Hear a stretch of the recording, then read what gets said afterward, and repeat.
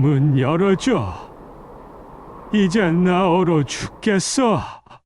68세 김영호가 주먹이 다 까져 피가 날 정도로 지하창고 철문을 두드렸습니다. 다은아, 제발 할아버지 좀 살려다오. 할아버지, 너무 추워. 영호의 절규는 공허하게 메아리쳤습니다.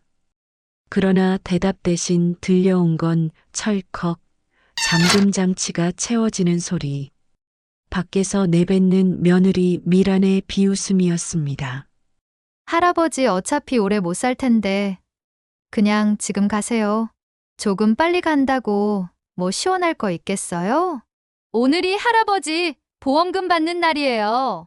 며느리의 배신보다 믿었던 손녀 다은의 침묵이 영하 10도의 칼바람보다 더 뼈를 꿰뚫었습니다. 이야기 시작하기 전 무료 버튼인 구독과 좋아요 버튼 부탁드립니다. 감사합니다. 이야기 시작합니다.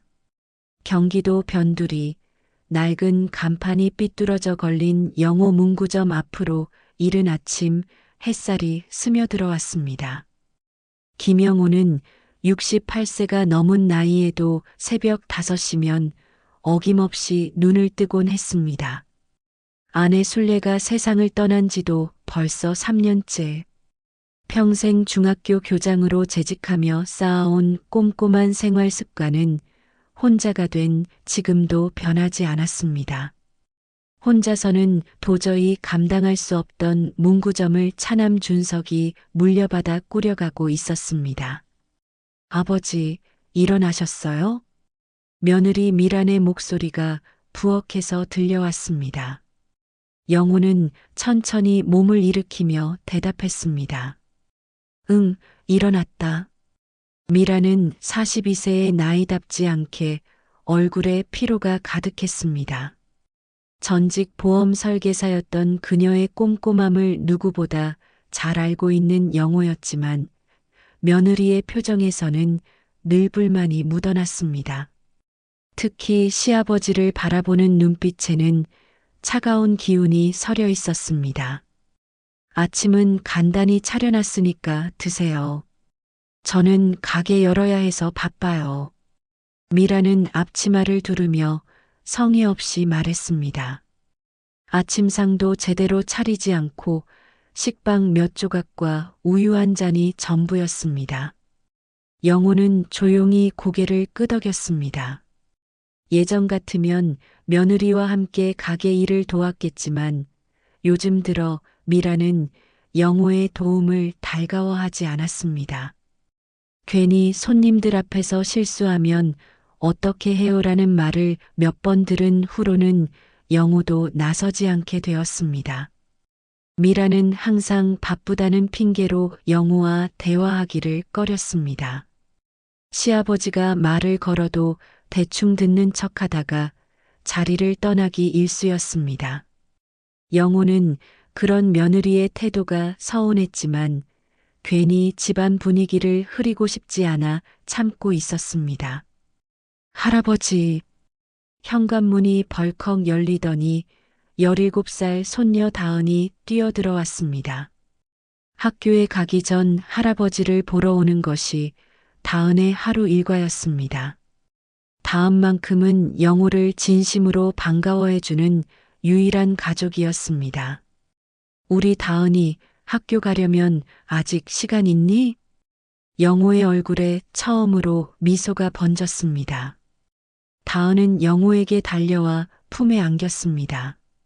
할아버지의 따뜻한 품은 다은에게도 영호에게도 하루 중 가장 행복한 순간이었습니다. 할아버지, 어제 수학 시험에서 95점 받았어요. 다은은 자랑스럽게 시험지를 펼쳐 보였습니다. 빨간 볼펜으로 크게 쓰여진 점수가 눈에 띄었습니다. 정말 우리 다은이가 그렇게 똑똑하다니. 할아버지가 얼마나 자랑스러운지 몰라. 영호는 다은의 머리를 쓰다듬으며 흐뭇해했습니다. 그때 미란의 차가운 목소리가 끼어들었습니다. 다은아, 할아버지께 계속 매달리지 말고 빨리 준비해. 지각하면 어떻게 하려고 그래? 미라는 손녀가 할아버지와 친한 것도 못마땅히 하는 듯 했습니다. 다은은 아쉬운 표정으로 할아버지에게서 떨어졌습니다. 할아버지, 학교 갔다 와서 또 올게요. 다은은 손을 흔들며 학교로 향했습니다. 영호는 마음이 아팠지만 아무 말도 하지 않았습니다. 며느리 앞에서 괜한 말을 했다가 다은에게 피해가 갈까봐 걱정되었습니다. 준석은 이미 가게에 나가 오늘 들어올 문구용품들을 정리하고 있었습니다. 새벽부터 도매상에서 물건을 가져와 진열하고 정리하는 일이 만만치 않았습니다. 영호는 혼자 남겨진 집에서 설거지를 하며 생각에 잠겼습니다. 언제부터인가 이 집에서 자신의 자리가 점점 줄어들고 있다는 느낌을 받았습니다. 아내가 살아있을 때는 문구점의 실질적인 운영자였던 영호였는데 이제는 집안일조차 제대로 할 수 없는 무용지물 취급을 받고 있었습니다.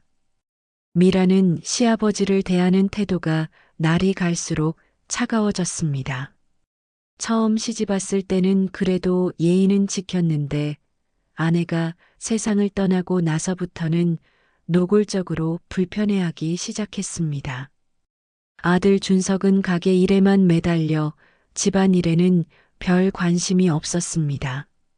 아내와 아버지 사이에 뭔가 문제가 있다는 걸 알면서도 알아서 잘하겠지라며 외면하는 경우가 많았습니다. 오직 다음만이 영호에게 따뜻함을 주는 유일한 존재였습니다.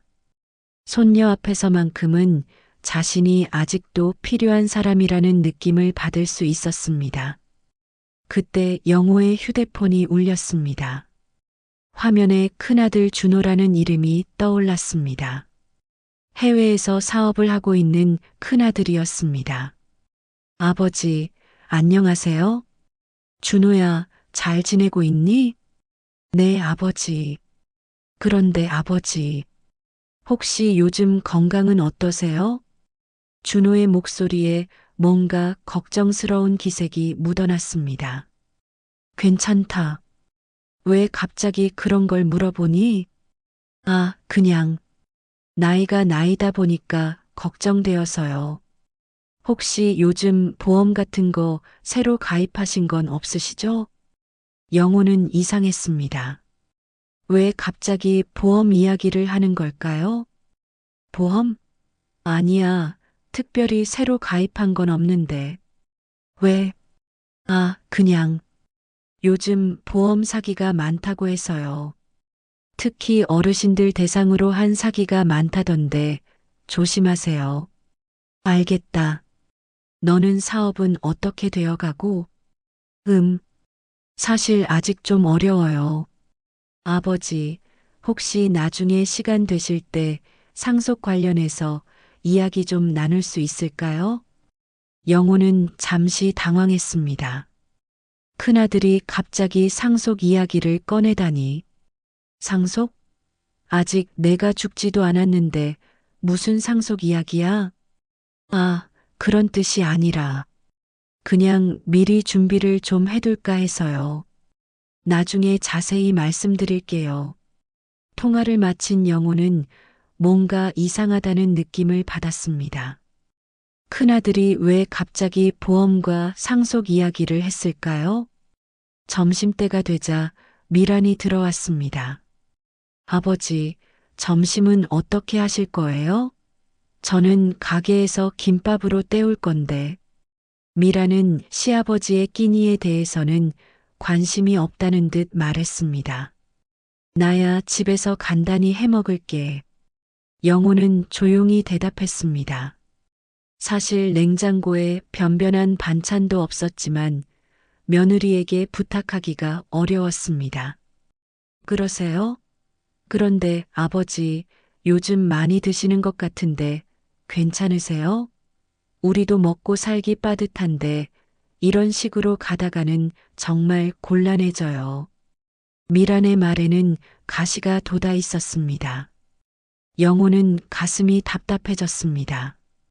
자신이 이 집에서 짐이 되고 있다는 걸 은연중에 내비치는 며느리의 말들이 요즘 들어 더욱 노골적으로 변해가고 있었습니다. 내가 뭘 그렇게 많이 먹는다고 그러니? 한 끼에 밥 한 공기면 충분한데. 영호는 서운한 마음을 억누르며 말했습니다. 아, 그런 뜻이 아니라 그냥 걱정되어서 드린 말씀이에요. 미라는 대충 둘러대며 다시 가게로 나갔습니다. 영호는 혼자 남은 집에서 라면 하나를 끓여 먹었습니다. 예전에는 이런 식으로 끼니를 때운 적이 없었는데 요즘은 이런 일이 잦아졌습니다. 오후가 되자 다은이 학교에서 돌아왔습니다. 할아버지, 배고파요. 다은은 책가방을 던지며 부엌으로 달려왔습니다. 영호는 미리 준비해둔 간식을 내주었습니다. 천천히 먹어라. 목에 걸린다. 할아버지가 만든 건 다 맛있어요. 엄마가 사준 과자보다 훨씬 맛있어요. 다은은 행복한 표정으로 과자를 베어 물었습니다. 이때만큼은 영호도 마음이 편안해졌습니다. 적어도 다은에게만큼은 자신이 필요한 존재라는 걸 느낄 수 있었으니까요. 할아버지, 오늘 친구들이 할아버지 자랑 많이 했어요. 다른 친구들 할아버지는 간식도 안 만들어 주신대요. 다은의 말에 영호는 뿌듯했습니다. 그때 영호는 무심코 거실 테이블 위에 놓인 미란의 휴대폰을 보게 되었습니다. 미란이 가게에 두고 간 것 같았습니다. 저녁이 되어 준석이 돌아왔습니다. 아버지, 오늘 하루 어떻게 지내셨어요?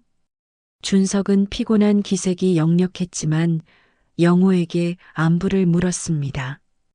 그냥 저냥 지냈지. 너는 가게 일이 어떠니? 요즘 경기가 안 좋아서 힘들어요. 예전 같지가 않네요. 인터넷 쇼핑몰 때문에 동네 문구점들이 다 어려워지고 있어요. 준석은 한숨을 쉬었습니다. 미란이 앞치마를 풀며 거들었습니다. 정말 답답해 죽겠어요. 이런 식으로 가다가는 우리 가족이 어떻게 살아요? 돈도 못 벌면서 지출만 늘어나고. 미라는 영호를 힐끗 보며 말했습니다. 영호는 며느리의 날카로운 목소리를 들으며 마음이 무거워졌습니다. 집안 형편이 어렵다는 걸 모르는 바는 아니었지만 자꾸만 자신이 부담스러운 존재처럼 여겨지는 것 같아 속상했습니다. 미란아, 그런 말 하지 마. 아버지가 계시는데. 준석이 조용히 타일렀지만 큰 효과는 없어 보였습니다. 그날 밤 영호는 잠자리에 들면서 생각했습니다. 아내가 살아있을 때는 이런 기분을 느껴본 적이 없었는데 혼자가 되고 나니 세상이 이렇게 차갑게 느껴질 줄 몰랐습니다. 그래도 다은이가 있어 다행이었습니다. 손녀만큼은 진심으로 자신을 아껴주고 있다는 걸 알 수 있었으니까요. 영호는 그 작은 위안을 품고 잠에 들었습니다.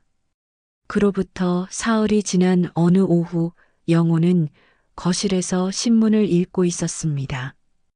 다은이 입을 조끼를 뜨개질로 만들어주려고 실을 준비하고 있었습니다.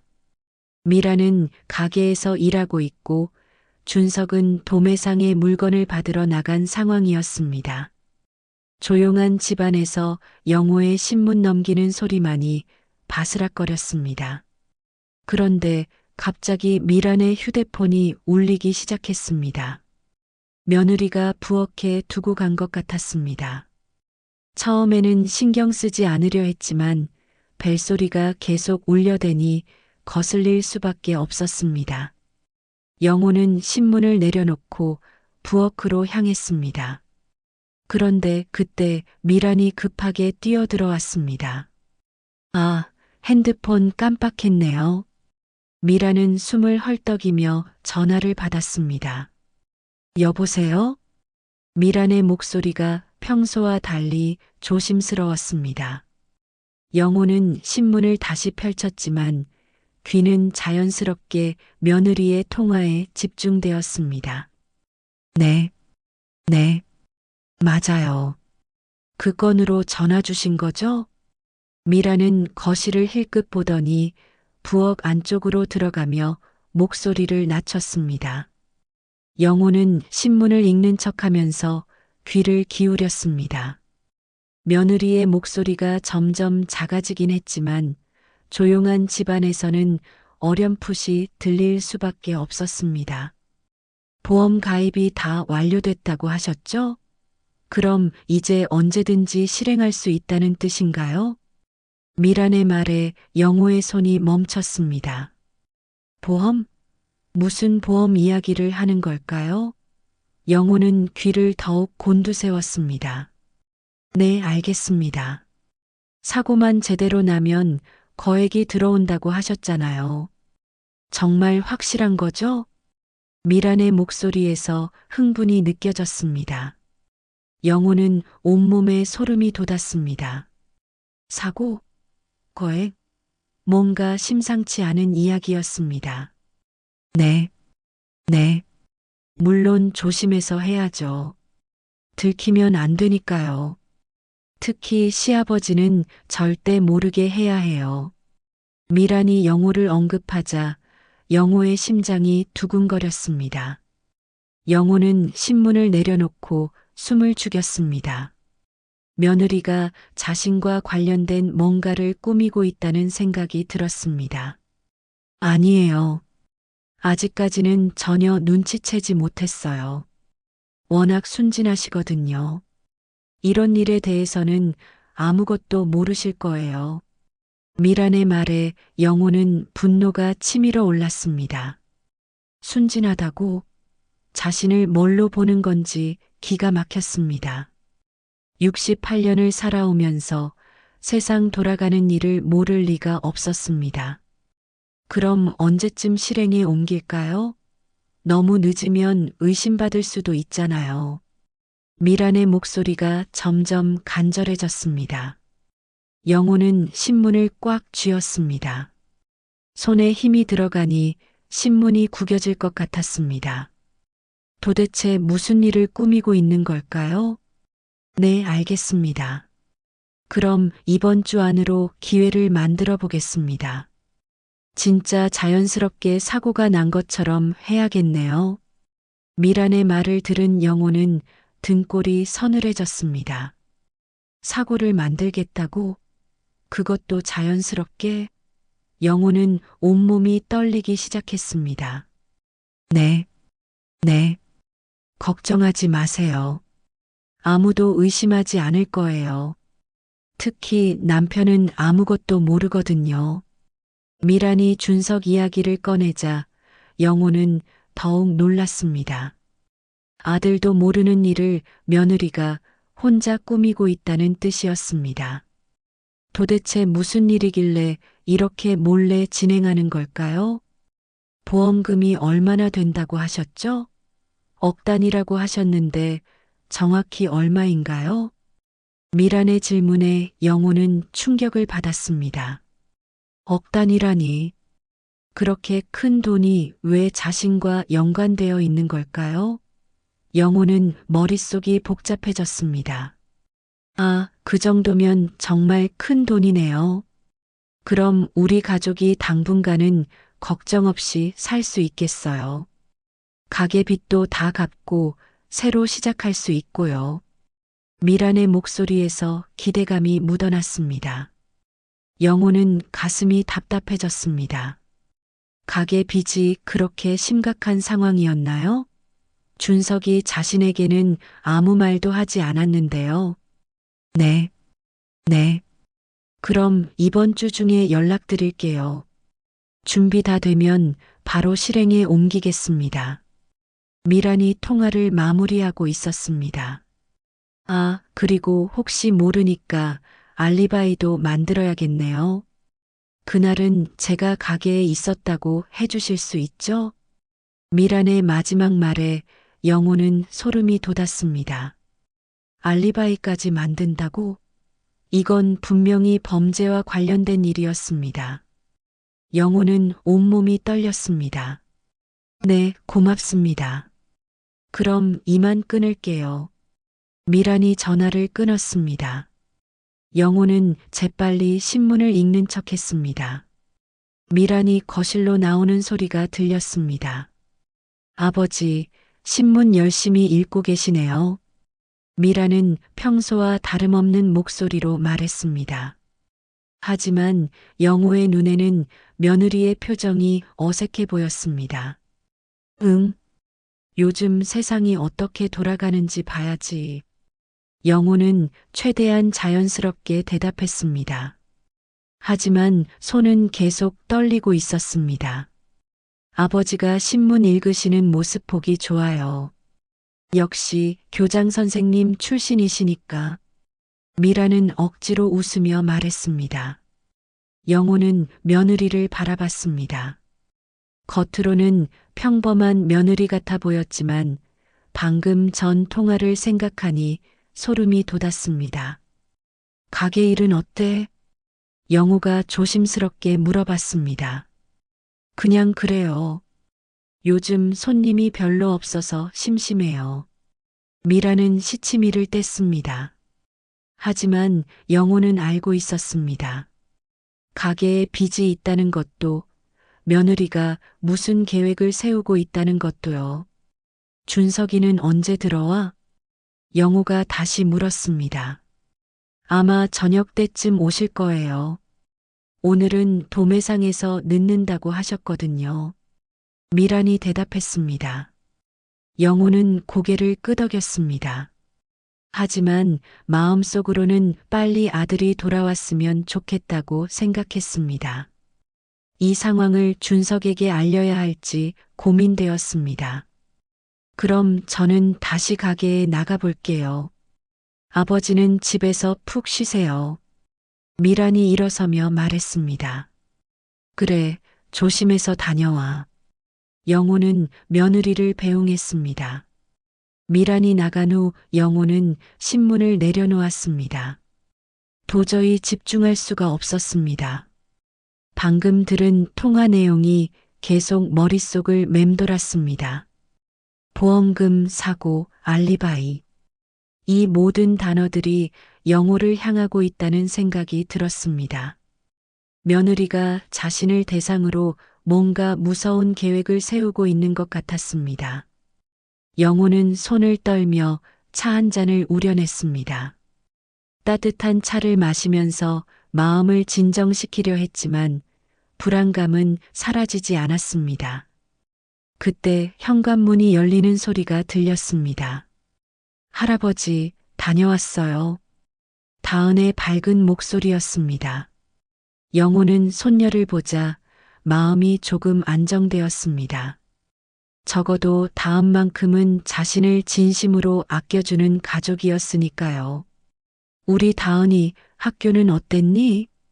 영호는 억지로 웃으며 물었습니다. 오늘은 체육 시간에 배드민턴 했어요. 제가 이겼어요. 다은은 신나게 이야기했습니다. 영호는 손녀의 밝은 모습을 보며 위안을 얻었습니다. 하지만 마음 한구석에는 여전히 불안감이 자리 잡고 있었습니다.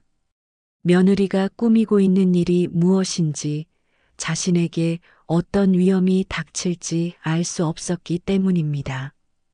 저녁 무렵 준석이 돌아왔습니다.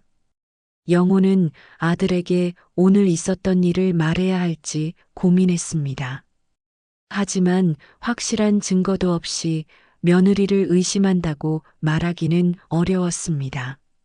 그날 밤 영호는 잠들지 못하고 뒤척였습니다. 미란의 통화 내용이 계속 귓가에 맴돌았습니다. 무엇보다 이번 주 안으로라는 말이 가장 무서웠습니다. 시간이 얼마 남지 않았다는 뜻이었으니까요. 불안한 밤을 보낸 영호는 다음 날 아침 일찍 눈을 떴습니다. 어젯밤 며느리의 통화 내용이 악몽처럼 머릿속을 맴돌았습니다. 이번 주 안으로라는 말이 계속 귓가에 울렸습니다. 영호는 부엌에서 아침 준비를 하면서도 마음이 편하지 않았습니다. 미란이 언제 나타날지 또 무슨 일을 꾸밀지 알 수 없어 불안했습니다. 오전 9시경 미란이 나타났습니다. 평소보다 일찍 집에 온 것 같았습니다. 아버지, 안녕하세요. 미란의 인사는 평소와 다름없어 보였지만 영호의 눈에는 뭔가 어색해 보였습니다. 응, 일찍 왔네. 영호는 조심스럽게 대답했습니다. 어젯밤 통화를 엿들었다는 걸 들키면 안 되었습니다. 가게에 손님이 없어서 잠깐 나왔어요. 오늘 창고 정리 좀 해야겠어요. 미란이 말했습니다. 영호는 가슴이 두근거렸습니다. 혹시 어젯밤 통화와 관련이 있는 건 아닐까요? 그때 다은이 학교에서 돌아왔습니다. 할아버지, 엄마. 다은이 밝게 인사했습니다. 다은아, 일찍 내. 영호가 손녀를 반겼습니다. 오늘 반나절 수업이었어요. 다은이 대답했습니다. 미란이 다은을 보더니 뭔가 결심한 듯한 표정을 지었습니다. 아버지, 생각해보니까 창고 정리할 때 도움이 필요할 것 같아요. 미란이 갑자기 말했습니다. 영호는 이상했습니다. 아까는 혼자 하겠다고 했는데 갑자기 왜 도움을 청하는 걸까요? 뭘 도와주면 되니? 영호가 물었습니다. 지하 창고 안에 들어가서 물건 상태 좀 확인해 주세요. 어떤 건 오래된 것 같고 어떤 건 습기 때문에 상했을 수도 있거든요. 미란이 말했습니다. 영호는 며느리의 말을 들으며 의심스러웠습니다. 평소에는 창고 일에 영호를 참여시키지 않았는데 오늘은 왜 갑자기 그런 요청을 하는 걸까요? 준석한테 시키면 되잖니. 영호가 말했습니다. 아빠는 지금 도매상에 가셨어요. 오늘 오후에나 돌아오실 거예요. 그때까지 기다리면 늦어질 것 같아서요. 미란이 답했습니다. 영호는 여전히 의심스러웠지만 며느리를 너무 의심하는 것도 좋지 않다고 생각했습니다. 어쩌면 정말로 창고 정리가 필요한 상황일 수도 있었습니다. 그럼 가서 봐줄게. 영호가 마지못해 동의했습니다. 미란의 얼굴에 잠깐 이상한 표정이 스쳤습니다. 마치 계획이 성공했다는 듯한 표정이었습니다. 하지만 금세 평범한 얼굴로 돌아왔습니다. 고마워요, 아버지. 그럼 같이 가볼까요? 미란이 앞장서서 가게로 향했습니다. 다은도 뒤따라왔습니다. 저도 같이 가요. 다은이 말했습니다. 영호는 손녀가 함께 간다니 조금 안심이 되었습니다. 적어도 다은이 있으면 큰 문제는 없을 거라 생각했습니다. 세 사람은 함께 문구점으로 향했습니다. 문구점 뒤편에는 지하 창고가 있었습니다. 안에 순례가 가게를 확장할 때 만든 것으로 꽤 큰 규모였습니다. 안에서 두세 명이 동시에 작업할 수 있을 정도의 크기였습니다. 저기 보이시죠? 지하 창고요. 미란이 가리켰습니다. 영호는 지하 창고를 바라봤습니다. 두꺼운 철문으로 되어 있고 안에서는 차가운 공기가 새어나오고 있었습니다. 습도를 조절하기 위해 항상 영하 10도 정도로 맞춰져 있었습니다. 아버지, 저 안에 들어가서 물건들 상태 좀 확인해 주세요. 오래된 건 따로 빼내야 하거든요. 미란이 말했습니다. 영호는 지하 창고 문 앞에 서서 잠시 망설였습니다. 뭔가 불길한 예감이 들었습니다. 어젯밤 들은 통화 내용이 떠올랐습니다. 다은은 조금 떨어진 곳에서 지켜보고 있었습니다. 영호는 손녀가 보고 있으니 괜찮을 거라 생각했습니다. 같이 들어가지 그래.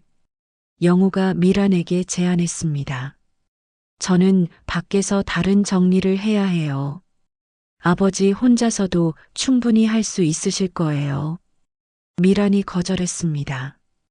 영호는 여전히 망설였습니다. 하지만 다은이 지켜보고 있으니 큰 문제는 없을 거라 생각하며 결국 지하 창고 안으로 들어갔습니다. 창고 안은 생각보다 넓었습니다. 벽면을 따라 상자들이 쌓여 있고 바닥에는 문구용품들이 정리되어 있었습니다. 차가운 공기 때문에 시야가 제대로 확보되지 않았습니다. 여기 물건들 상태 어떤지 확인해 주세요. 미란이 밖에서 소리쳤습니다. 영호는 상자들을 하나씩 살펴보기 시작했습니다. 대부분 깨끗해 보였습니다. 특별히 상한 것도 없었고 오래된 것 같은 것도 보이지 않았습니다. 별로 이상한 게 없는데 영호가 큰 소리로 말했습니다.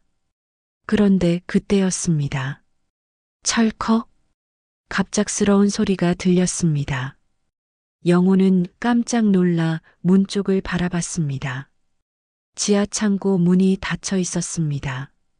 영호는 당황해서 문으로 달려갔습니다. 미란아, 문이 닫혔어. 영호가 문을 두드리며 소리쳤습니다. 하지만 대답이 없었습니다. 영호는 문 손잡이를 돌려봤지만 열리지 않았습니다. 안에서는 열 수 없는 구조였습니다. 미란아, 이게 뭐 하는 짓이냐? 영호의 목소리가 떨렸습니다. 다은아, 할아버지 여기 갇혔어. 영호가 손녀를 불렀습니다. 하지만 다은에게서도 아무런 대답이 없었습니다. 영호는 온몸에 소름이 돋았습니다. 어젯밤 들은 통화가 현실이 되고 있었습니다. 문 열어.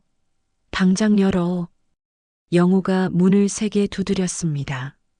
하지만 두꺼운 철문은 꿈쩍도 하지 않았습니다. 영호의 주먹으로는 아무런 소음도 만들 수 없었습니다.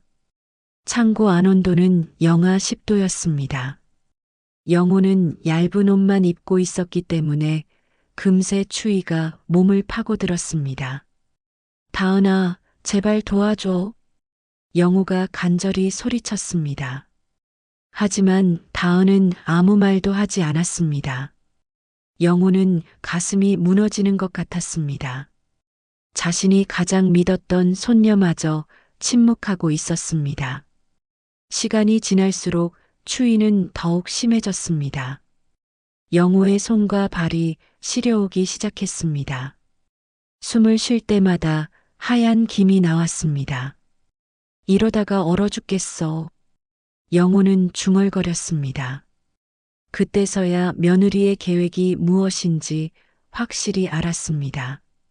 지하 창고에 가둬서 얼어 죽게 만들려는 것이었습니다. 그러면 사고사로 처리될 것이고 보험금을 탈 수 있을 것입니다.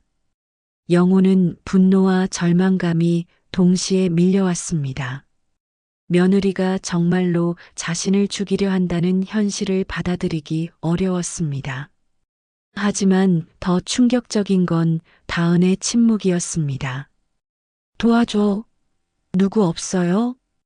영호가 목이 터져라 소리쳤습니다. 하지만 지하 창고는 방음이 잘 되어 있어서 밖으로 소리가 새어나가지 않았습니다. 영호는 창고 안을 다시 살펴봤습니다. 혹시 도구라도 있으면 문을 부술 수 있을까 했지만 상자들과 문구용품들 뿐이었습니다. 추위가 점점 심해졌습니다. 영호의 몸이 떨리기 시작했습니다. 이대로 가다가는 정말 얼어 죽을 것 같았습니다.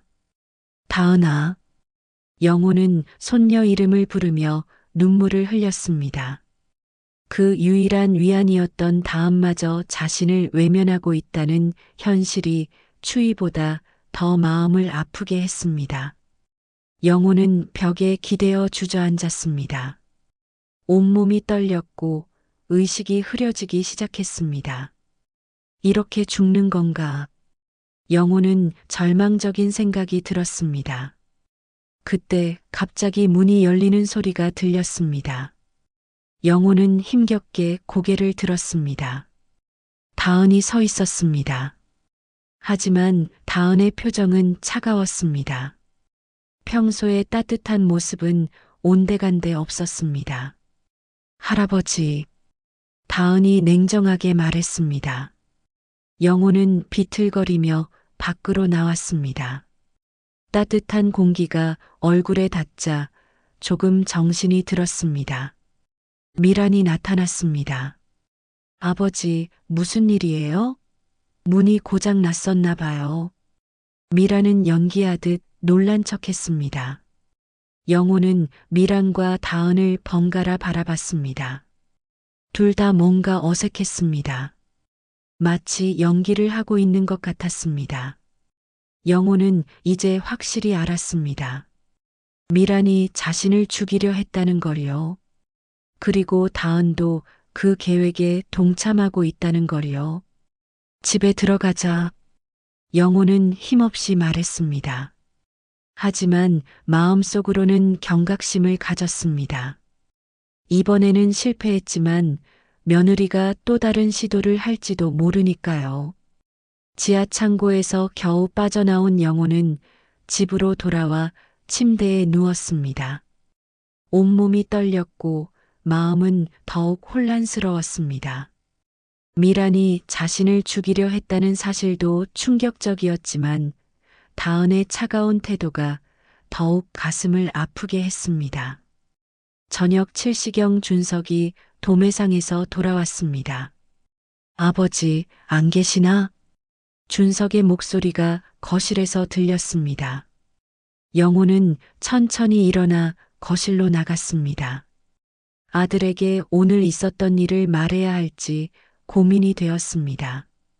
아들아, 힘들었지? 영호가 조심스럽게 말을 걸었습니다. 네, 오늘 도매상에서 일이 많았어요. 아버지는 하루 어떻게 지내셨어요? 준석이 피곤한 표정으로 물었습니다. 영호는 잠시 망설였습니다. 오늘 지하 창고에서 있었던 일을 말해야 할까요? 하지만 확실한 증거도 없고 며느리를 의심한다고 말하기에는 너무 황당한 이야기였습니다. 그냥 평범하게 지냈어. 영호는 결국 아무 말도 하지 않았습니다. 그때 미란이 부엌에서 나타났습니다.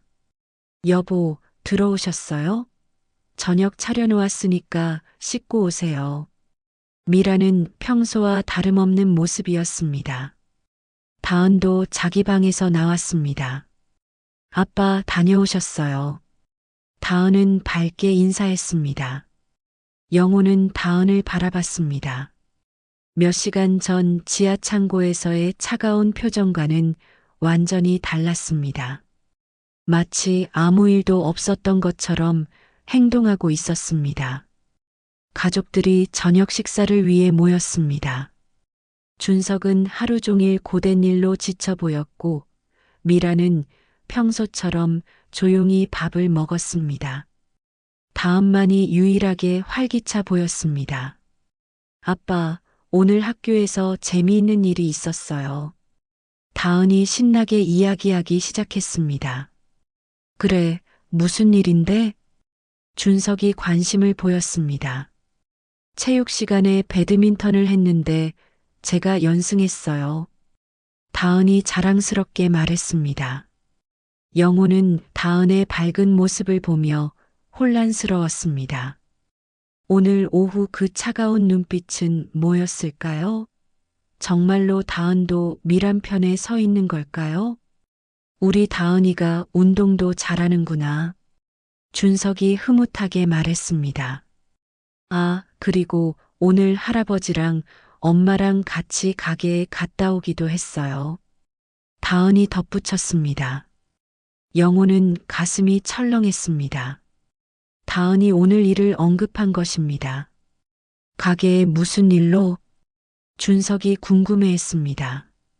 미란이 대답했습니다. 지하 창고 정리를 좀 해야 해서요. 아버지께 도움을 청했어요. 그래서 어떻게 됐어요? 준석이 물었습니다. 별 문제 없이 잘 끝났어요. 다만 지하 창고 문이 좀 이상해서 아버지가 잠깐 갇히셨다가 나오셨어요. 미라는 태연하게 말했습니다. 영호는 며느리의 뻔뻔함에 놀랐습니다. 자신이 고의로 가둬놓았으면서도 마치 사고였던 것처럼 말하고 있었습니다. 갇히셨다고요? 아버지, 괜찮으셨어요? 준석이 걱정스럽게 영호를 바라봤습니다. 영호는 이 기회에 진실을 말해야 할지 고민했습니다. 하지만 다은이 지켜보고 있는 상황에서 며느리를 직접 고발하기는 어려웠습니다. 응, 괜찮았어. 문이 고장 났었나 봐. 영호는 결국 며느리의 말에 맞춰 대답했습니다. 다행이네요. 지하 창고는 위험할 수 있는데 앞으로 조심하셔야겠어요. 준석이 안도의 표정을 지었습니다. 미란이 다은을 바라보며 말했습니다. 다은이가 금방 문을 열어줘서 다행이었어요. 우리 다은이가 할아버지를 구해준 거죠. 다은은 부끄러운 듯 웃었습니다. 할아버지가 갇혀 계셔서 빨리 열어드렸어요. 영호는 다은의 말을 들으며 더욱 혼란스러웠습니다. 다은이 자신을 구해준 것처럼 말하고 있었지만 실제로는 한참 동안 아무런 도움도 주지 않았습니다. 우리 다은이가 참 착하구나. 준석이 다은의 머리를 쓰다듬었습니다. 저녁 식사가 끝난 후 영호는 혼자 설거지를 하며 생각에 잠겼습니다. 오늘 있었던 일들이 계속 머릿속을 맴돌았습니다. 미란의 고의적인 행동, 다은의 이상한 태도, 그리고 가족들 앞에서의 뻔뻔한 거짓말까지 모든 것이 계획적으로 느껴졌습니다. 아버지, 설거지는 제가 할게요. 미란이 부엌에 들어왔습니다. 아니야, 내가 할 수 있어. 영호가 거절했습니다. 아버지, 오늘 고생 많으셨잖아요. 지하 창고에서 놀라셨을 텐데. 미란이 가짜 걱정을 표현했습니다. 영호는 며느리의 연기에 소름이 돋았습니다. 몇 시간 전에 자신을 죽이려 했던 사람이 지금은 친절한 며느리인 척하고 있었습니다. 괜찮다. 영호는 짧게 대답하고 설거지를 계속했습니다. 그래도 앞으로는 조심하세요. 지하 창고 같은 곳은 위험하니까요. 미란이 의미심장하게 말했습니다. 영호는 며느리의 말에서 위협을 느꼈습니다. 앞으로도 이런 일이 계속될 것이라는 경고 같았습니다. 설거지를 마친 영호는 거실로 나갔습니다. 준석은 텔레비전을 보고 있었고 다은은 숙제를 하고 있었습니다. 평범한 가족의 저녁 풍경이었습니다. 하지만 영호에게는 전혀 평범하지 않았습니다. 이 집에서 자신의 목숨이 위험하다는 걸 알고 있었으니까요. 다은아, 숙제 어려우니? 영호가 손녀에게 말을 걸었습니다. 아니요, 쉬워요. 할아버지, 괜찮으세요? 다은이 순진하게 물었습니다. 영호는 다은의 표정을 자세히 관찰했습니다.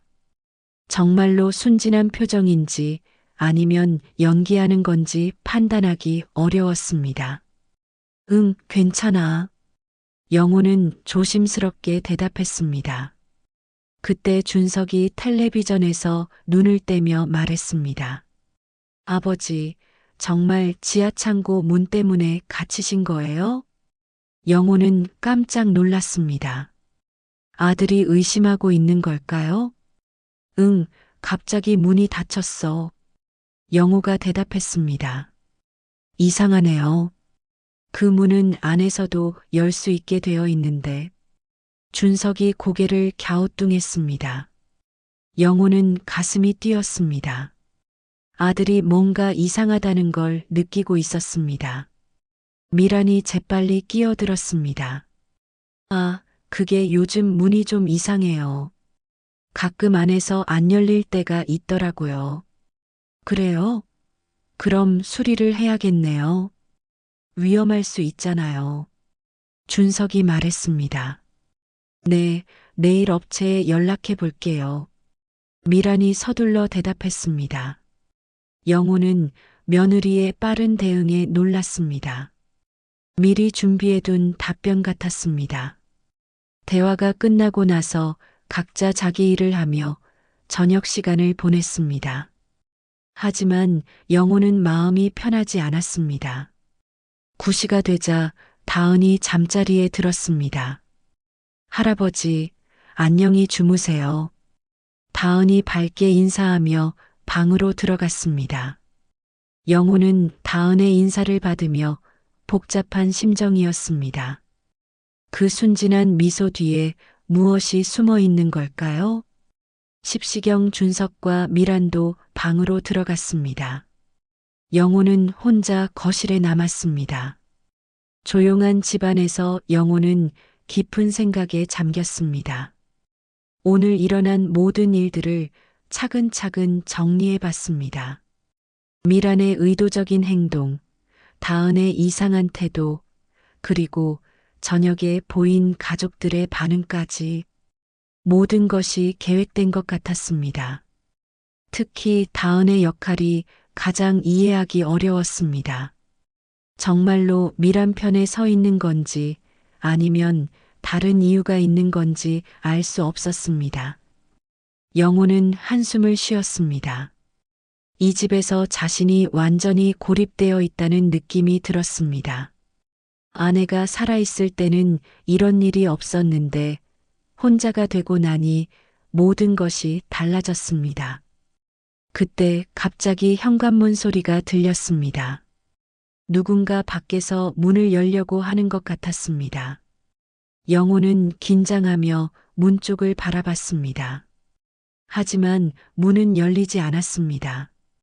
바람 소리였을지도 모릅니다. 영호는 안도하며 다시 자리에 앉았습니다. 하지만 불안감은 사라지지 않았습니다. 미란이 다시 무슨 일을 꾸밀지 모르겠고 다은이 어떤 역할을 하고 있는지도 의문이었습니다. 영호는 자신의 처지를 생각하며 눈물이 났습니다. 68년을 살아오면서 이렇게 외롭고 무서운 적은 없었습니다. 자신의 생명이 위험하다는 걸 알면서도 누구에게도 도움을 청할 수 없는 상황이었습니다. 그날 밤 영호는 잠들지 못하고 뒤척였습니다. 미란이 다음에는 어떤 방법을 쓸지, 다은이 정말로 배신자인지, 아들에게 진실을 말해야 할지, 모든 것이 불확실하고 두려웠습니다. 하지만 한 가지는 확실했습니다. 자신의 목숨을 지키기 위해서는 더욱 조심해야 한다는 것이었습니다.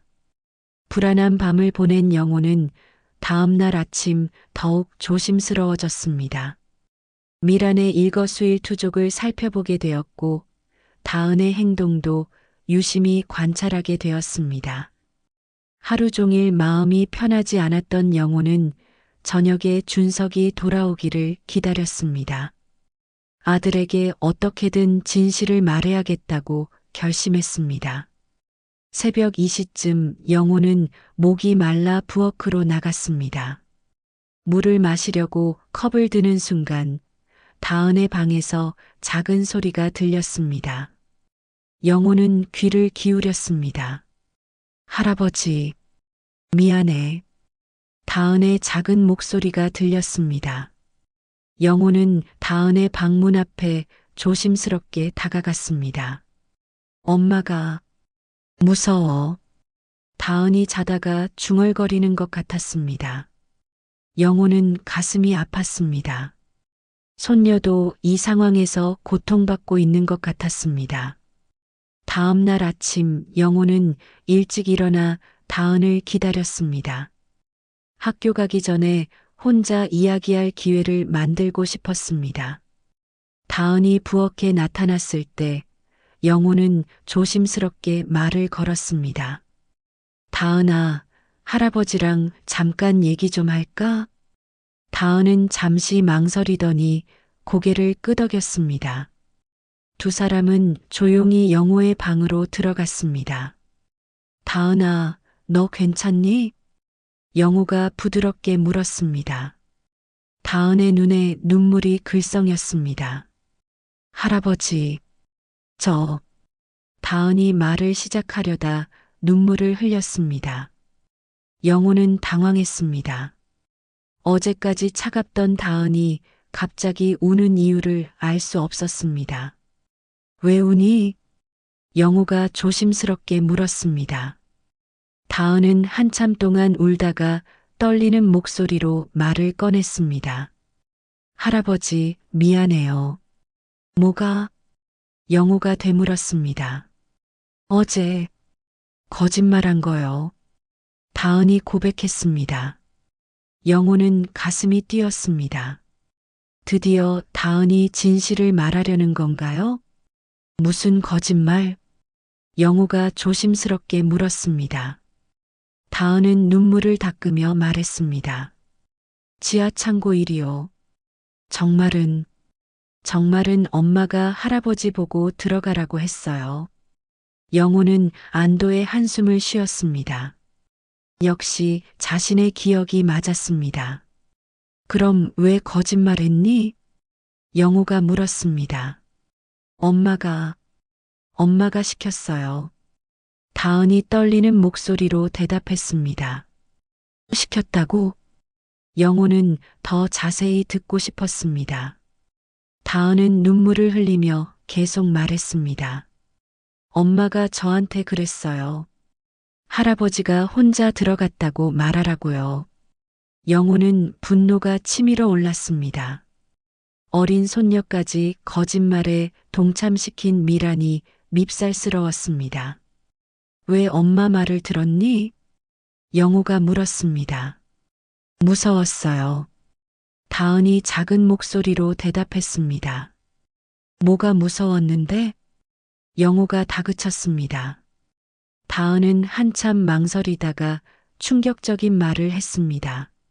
엄마가 할아버지 앞으로 된 보험 때문에 그런다고 했어요.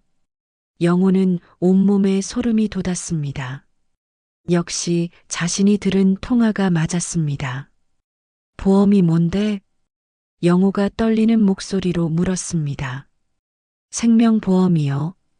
다은이 중얼거렸습니다. 얼마나? 영호가 더 자세히 물었습니다. 7억 원이요. 다은이 대답했습니다. 영호는 기가 막혔습니다. 7억 원이라는 거액의 보험을 자신 모르게 가입해 놓았던 것입니다. 내가 언제 그런 보험에 들었어? 영호가 물었습니다. 할아버지는 모르세요. 엄마가 할아버지 인감으로 가입했어요. 다은이 털어놓았습니다. 영호는 충격을 받았습니다. 자신의 인감을 무단으로 사용해서 보험에 가입했다니. 이건 명백한 사기였습니다. 그래서 엄마가 나를. 영호는 말을 잇지 못했습니다. 네. 지하 창고에 가둔 거예요. 할아버지가 사고로 돌아가시면 보험금을 받을 수 있다고 했어요. 다은이 눈물을 흘리며 고백했습니다. 영호는 온몸이 떨렸습니다. 미란이 정말로 자신을 죽이려 했던 것입니다. 그것도 7억 원 때문에. 다은아, 너는 왜 엄마를 도왔니? 영호가 상처받은 마음으로 물었습니다. 다은은 더욱 울먹였습니다. 엄마가 그랬어요. 가게 빚이 너무 많아서 이 방법밖에 없다고. 영호는 가게 빚 이야기를 처음 들었습니다. 빚이 얼마나 돼? 4억 원이요. 은행에서 독촉이 계속 와요. 다은이 대답했습니다. 영호는 이제야 상황을 이해했습니다. 미란이 가게 빚 때문에 절망한 나머지 자신의 생명보험으로 해결하려 했던 것입니다. 그래서 엄마가 나를 죽이려 한 거구나. 영호가 중얼거렸습니다. 할아버지, 정말 미안해요.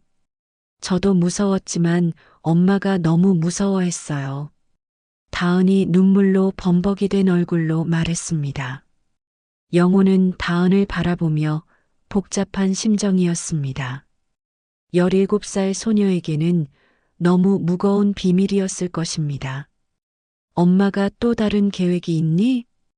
영호가 걱정스럽게 물었습니다. 다은은 고개를 끄덕였습니다. 어떤 계획? 오늘 할아버지를 병원에 데려가서 치매 진단을 받게 하려고 해요. 다은이 말했습니다. 치매 진단? 영호가 놀랐습니다. 네. 그러면 할아버지가 무슨 말을 해도 아무도 믿지 않을 거래요. 그리고 나서 또 다른 사고를 낼 거예요. 다은이 떨리는 목소리로 말했습니다. 영호는 소름이 돋았습니다. 미란의 계획이 이렇게 치밀했다니.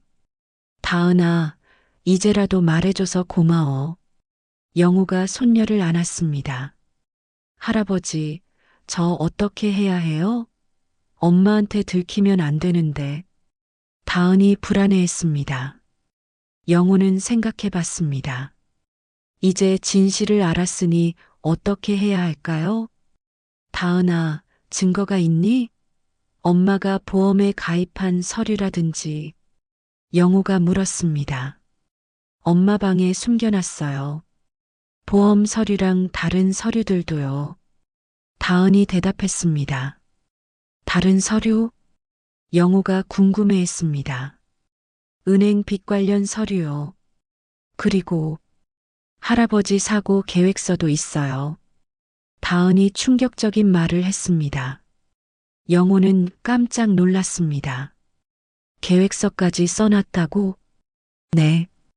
어떻게 사고를 낼지, 어떻게 알리바이를 만들지 다 적혀 있어요. 다은이 설명했습니다. 영호는 미란의 치밀함에 놀랐습니다. 동시에 이제 확실한 증거가 있다는 것에 안도했습니다. 다은아, 그 서류들을 가져올 수 있니? 영호가 물었습니다. 지금은 어려워요. 엄마가 집에 있어서. 다은이 대답했습니다. 언제 가져올 수 있을까? 영호가 물었습니다. 엄마가 가게에 나가고 아빠도 도매상에 가면 가져올 수 있어요. 다은이 말했습니다. 영호는 고개를 끄덕였습니다. 그럼 그때까지 기다려보자. 할아버지, 그런데 오늘 병원에는 어떻게 해요? 다은이 걱정했습니다. 영호는 생각해 봤습니다. 일단 가는 척 하자. 그리고 기회를 봐서 증거를 확보하고. 네, 알겠어요. 다은이 고개를 끄덕였습니다. 그때 밖에서 미란의 목소리가 들렸습니다. 다은아, 어디 있니? 다은은 깜짝 놀라며 일어났습니다. 할아버지, 저 가볼게요. 엄마한테 들키면 안 돼요. 그래, 조심해. 다은이 나가기 전에 영호에게 말했습니다.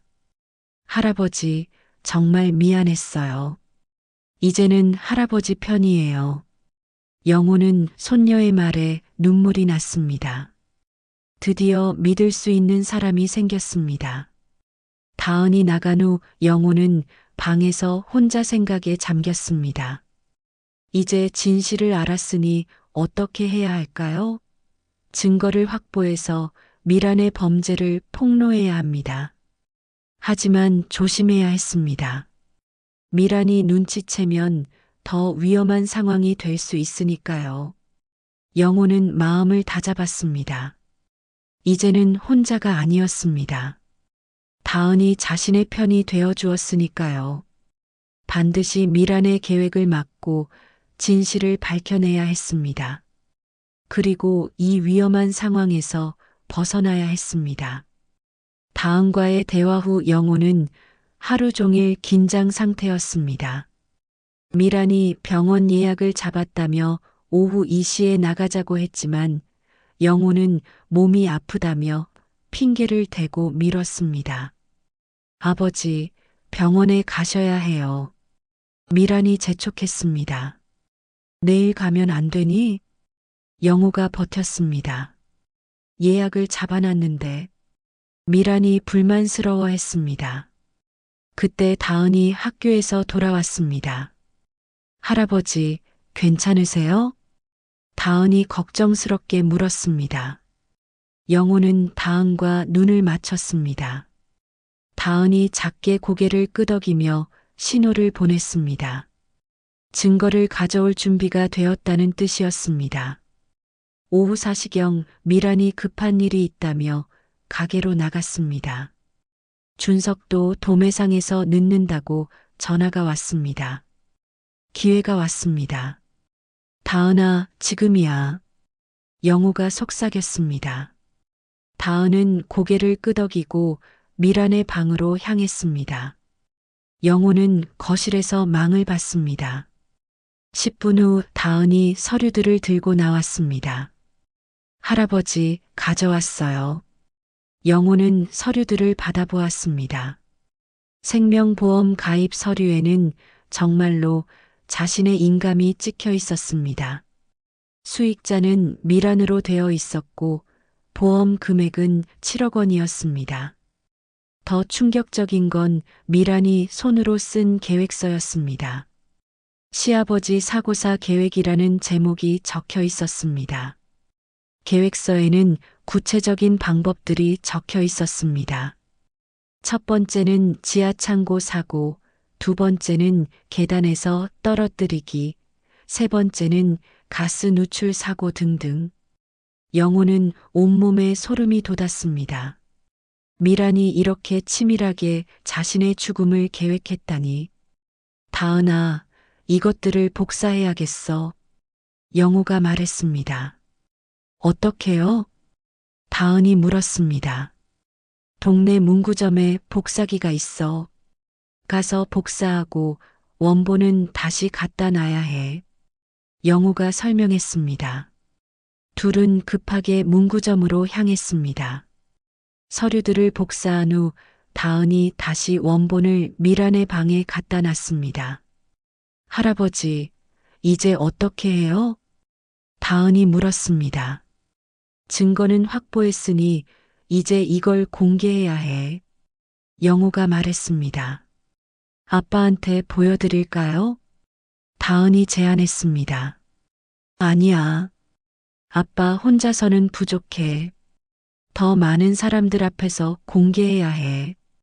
영호가 생각했습니다. 그때 영호에게 좋은 아이디어가 떠올랐습니다. 다은아, 내일이 큰할아버지 제사일이지? 네, 맞아요. 다은이 대답했습니다. 그럼 친척들이 다 모이겠네. 그때 공개하자. 영호가 결심했습니다. 그때 영호의 휴대폰이 울렸습니다. 큰아들 준호에게서 온 전화였습니다. 아버지, 내일 갑자기 한국에 들어가게 됐어요.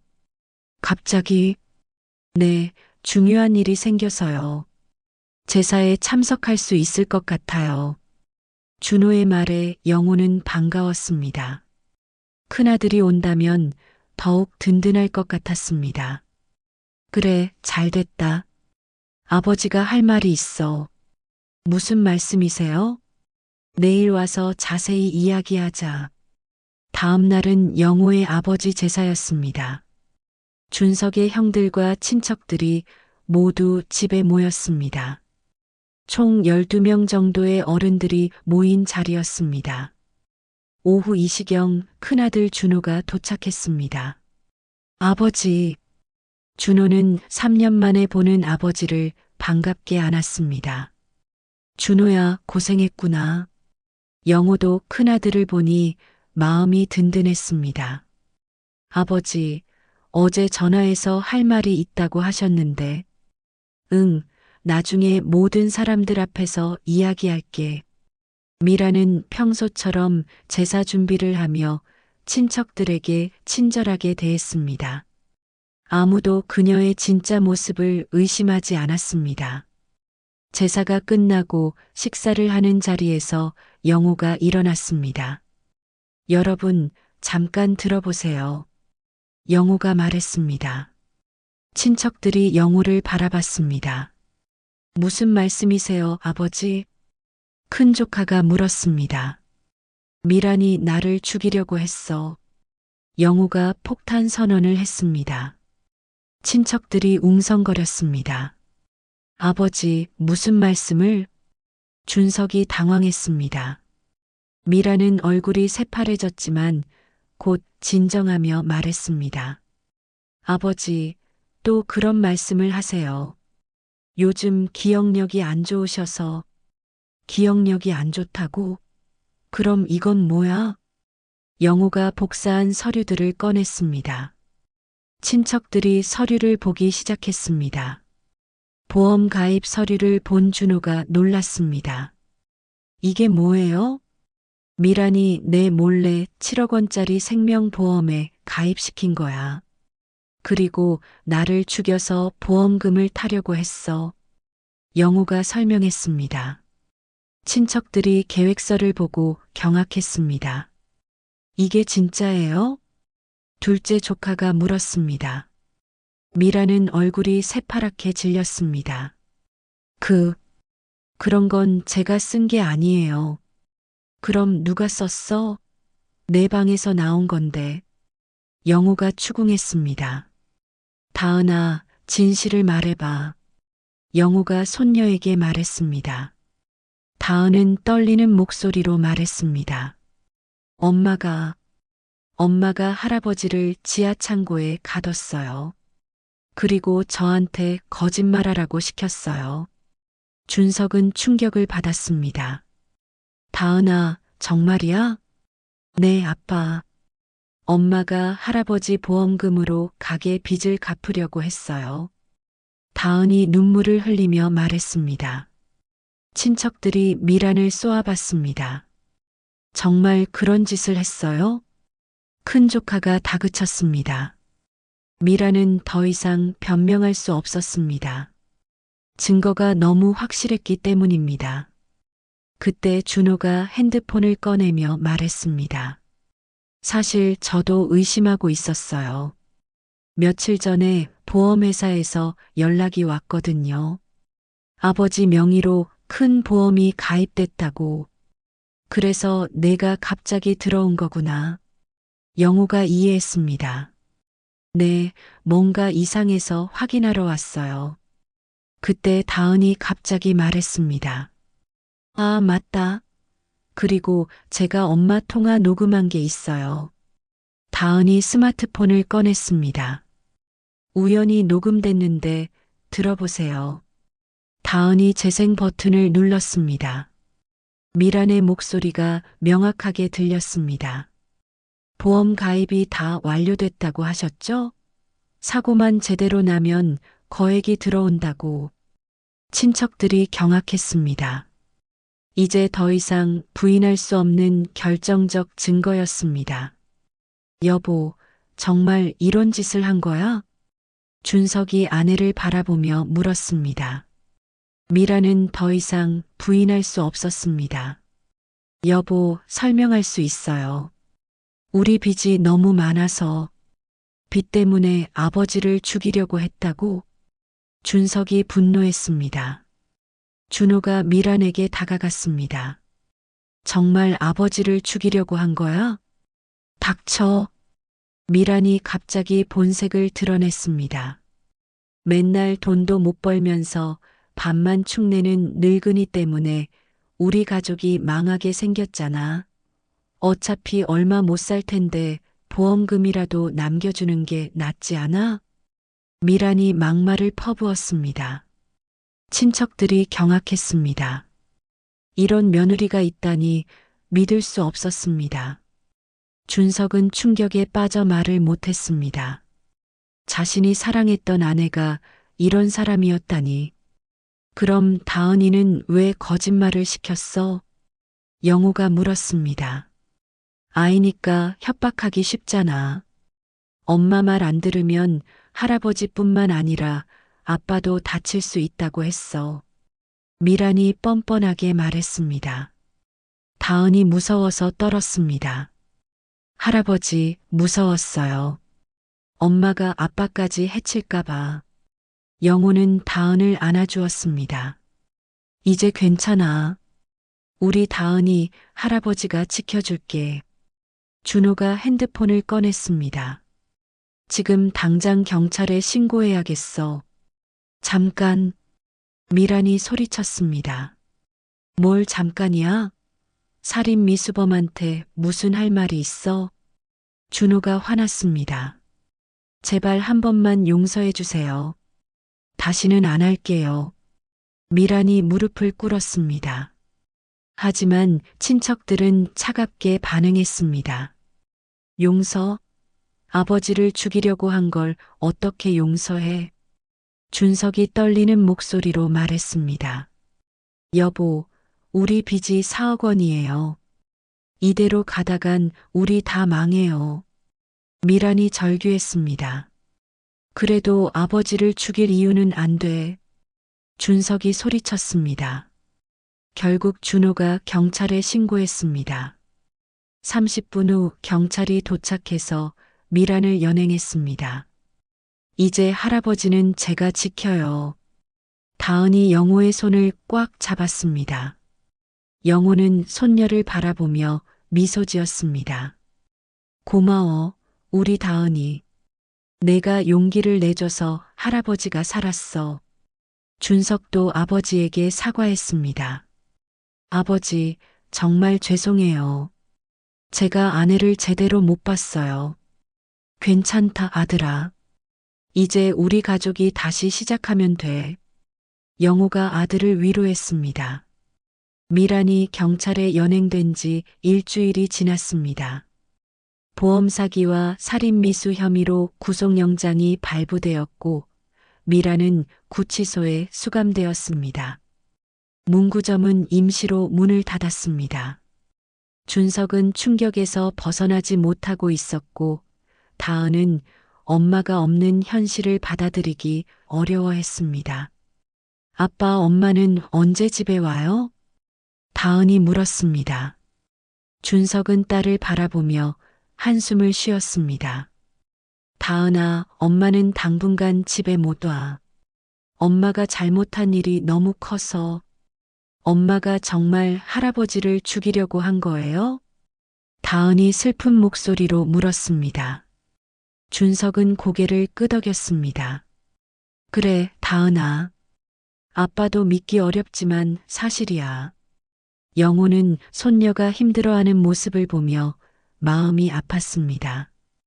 17살 소녀에게는 너무 큰 상처였을 것입니다. 다은아, 할아버지가 있잖아. 할아버지가 너를 지켜줄게. 영호가 손녀를 안아주었습니다. 할아버지, 정말 미안해요. 제가 엄마 말을 들어서 할아버지를 힘들게 했어요. 다은이 눈물을 흘렸습니다. 괜찮아, 우리 다은이. 내가 마지막에 용기를 내줘서 할아버지가 살았어. 오히려 고마워. 영호가 다은을 다독였습니다. 며칠 후 검찰에서 연락이 왔습니다. 미란이 모든 범행을 자백했다는 소식이었습니다. 보험 사기부터 살인 미수까지 모든 혐의를 인정했습니다. 아버지, 미란이 징역 12년을 받을 것 같다고 하네요. 준석이 어두운 표정으로 말했습니다. 그래야지. 사람을 죽이려고 했는데 그 정도는 받아야 해. 영호가 담담하게 대답했습니다. 그런데 가게 빚은 어떻게 하죠? 4억 원이나 되는데. 준석이 걱정했습니다. 그때 영호가 갑자기 말했습니다. 아들아, 빚 걱정은 하지 마. 왜요, 아버지? 준석이 궁금해했습니다. 내가 해결해 줄게. 영호가 말했습니다. 아버지가 어떻게요? 돈이 어디 있어요? 준석이 놀랐습니다. 영호는 잠시 망설이다가 입을 열었습니다. 사실은 내가 돈이 좀 있어. 얼마나요? 다은이 호기심을 보였습니다. 영호는 심호흡을 하고 말했습니다. 15억 원. 가족들이 모두 입을 벌렸습니다. 15억 원이요?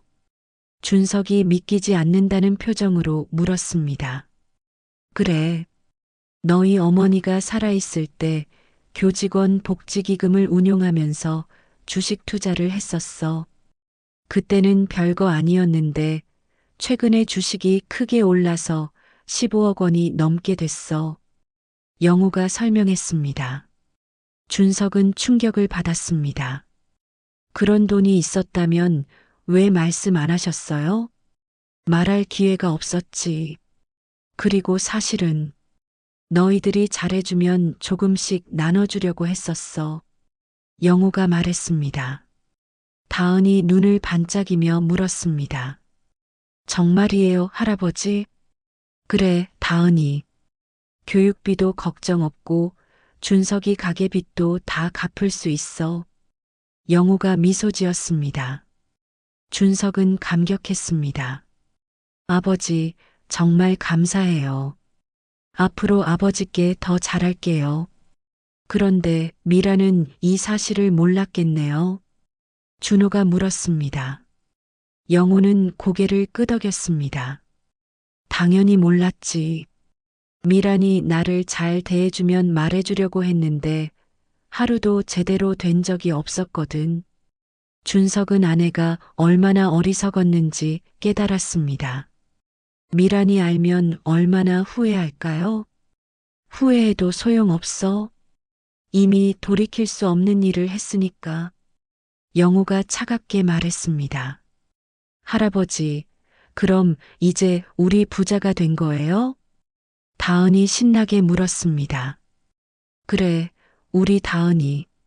이제 걱정 없이 살 수 있어. 영호가 손녀를 안아주었습니다. 며칠 후 영호는 은행에 가서 돈을 정리했습니다. 가게 빚 4억 원을 먼저 갚고 다은이 교육비로 3억 원을 따로 저축했습니다. 나머지 돈도 가족들을 위해 계획을 세웠습니다. 아버지, 정말 꿈 같아요. 어떻게 감사드려야 할지. 준석이 눈물을 흘렸습니다. 아들아, 가족끼리 무슨 감사해? 앞으로 서로 잘 지내기만 하면 돼. 영호가 아들을 다독였습니다. 구치소에 있는 미란에게도 이 소식이 전해졌습니다. 변호사를 통해 들은 미란은 크게 절망했다고 했습니다. 7억 원 때문에 살인을 시도했는데 정작 시아버지는 15억 원을 가지고 있었다니. 미란이 정말 후회하고 있대요. 변호사가 전해주었습니다. 후회해도 늦었어.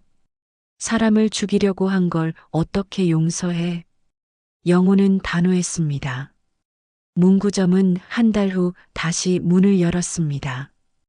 빚이 없어지니 준석의 표정도 밝아졌고 다은도 점점 웃음을 되찾아갔습니다. 할아버지, 학교에서 친구들한테 자랑했어요. 우리 할아버지가 제일 멋있다고. 다은이 자랑스럽게 말했습니다. 그래, 우리 다은이가 할아버지 자랑해줘서 고마워. 영호가 흐뭇해했습니다. 할아버지, 엄마는 언제까지 감옥에 있어요? 다은이 가끔 엄마가 궁금하다고 물었습니다. 오래 있을 거야. 하지만 다은이는 걱정하지 마. 할아버지랑 아빠가 있잖아. 영호가 위로했습니다. 몇 달이 지나자 가족의 일상이 안정되었습니다. 영호는 집안일을 도맡았고 준석은 가게 운영에 집중했습니다. 다은은 학교 생활을 즐기며 건강하게 자랐습니다. 아버지, 정말 고마워요. 아버지가 아니었다면 우리 가족이 어떻게 됐을지. 준석이 감사를 표현했습니다. 괜찮다, 아들아. 이제 우리는 새로운 시작을 하는 거야. 영호가 미소 지었습니다. 어느 날 저녁 가족들이 모여 저녁을 먹고 있을 때 영호가 말했습니다.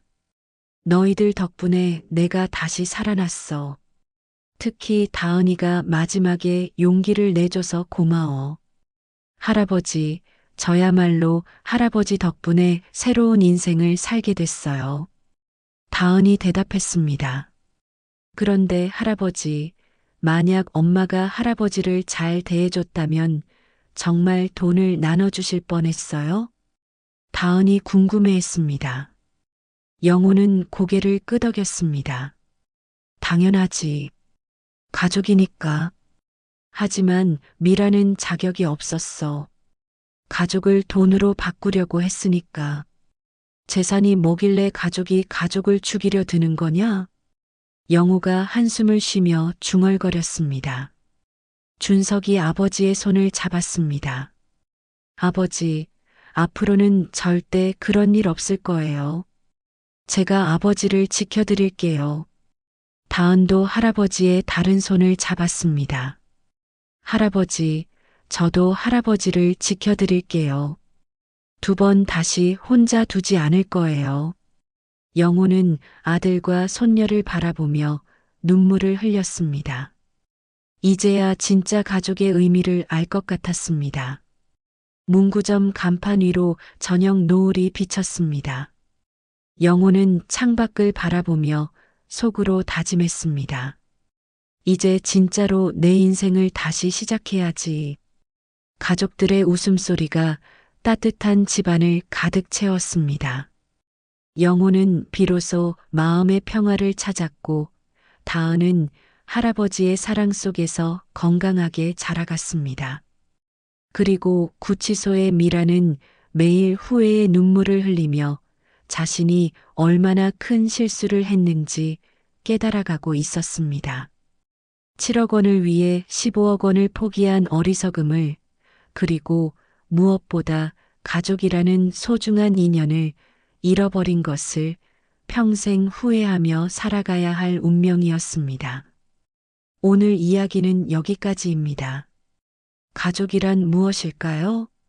혈연으로 맺어진 관계라고 해서 모두가 진정한 가족은 아닙니다. 영호 할아버지에게 미라는 며느리였지만 가족이 아니었고 다은은 손녀이면서 진정한 가족이었습니다. 돈과 재산은 우리 삶을 윤택하게 해줄 수 있지만 그것이 사람의 가치를 결정하지는 않습니다.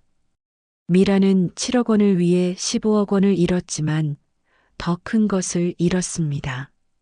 바로 가족이라는 이름으로 맺어진 소중한 인연을 말이죠. 때로는 늦었다고 생각할 때가 가장 빠른 때입니다. 다은이 마지막 순간에 용기를 낸 것처럼 우리도 지금이라도 사랑하는 사람들에게 진심을 전해야 합니다. 진정한 부는 통장의 숫자가 아니라 서로를 아끼고 믿어주는 마음에서 나오는 것일지도 모릅니다. 구독과 좋아요는 영상을 만드는데 큰 힘이 됩니다. 시청해주셔서 고맙습니다.